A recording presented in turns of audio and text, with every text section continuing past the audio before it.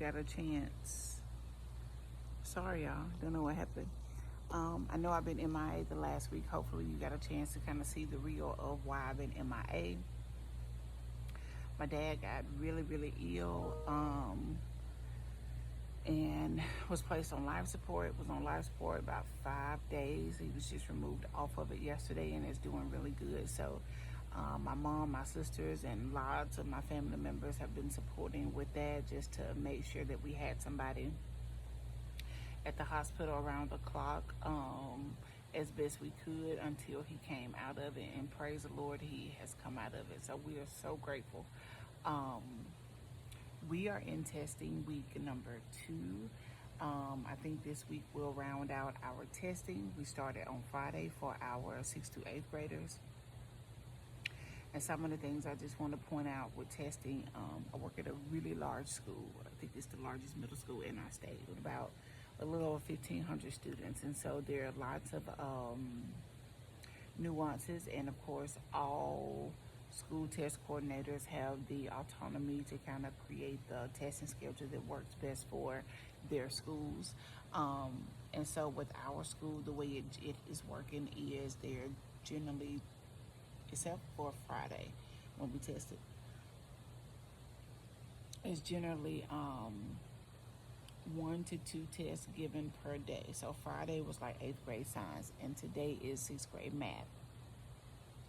And so it will go in that fashion. And of course, 8th grade science is the only one that has to do the science portion. But of course, 6th, 7th, and 8th grade will do ELA and math. So there are 2 components to the ELA, and then 1 component for the math. And so it's just kind of spread out. Because it's my first year at this school and I've worked in middle school before, there are some similarities, but when it comes to just the magnitude of the testing, it definitely is much more of a beast in a sense, just because of the number of kids that have to be tested.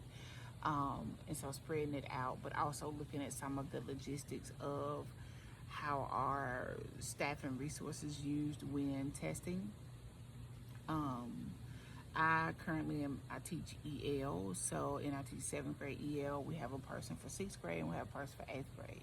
So I've noticed that we're basically testing every day except for maybe 1 or 2 days. So of course we're testing kids that are not our kids, but I have noticed that every classroom that we are supporting with testing, proctoring for this assessment, does have ELs in it. So they may not be the ELs that I teach, but they have EL students, which I think is a really, really good use of it, because some of our ELs, they're at all different, language proficiency levels, and some are testing that speak great English, and some are testing that, have been in the country 2 or 3 months. So I think that's helpful to still have somebody that's familiar to them, for sure. So anyway, I'm doing some end of the year kind of things. It's not the end of the year yet, but I don't want to wait around. So like some paperwork things, we have end of the year checklist that I'm working through, feedback form for our department specialists from the district office, as well as one of the things I'm gonna get started on is, see these little fun glittery notebooks? They're basically composition notebooks, but I'm gonna make them into summer EL notebooks for my, I have 4 newcomer girls in my newcomer class, and so I'm gonna make notebooks for them. And some of the things that I'm gonna do, they always have freebies here, y'all. That is one of the many perks of working at a really large school. There are always people that are sharing resources and extras and all those things.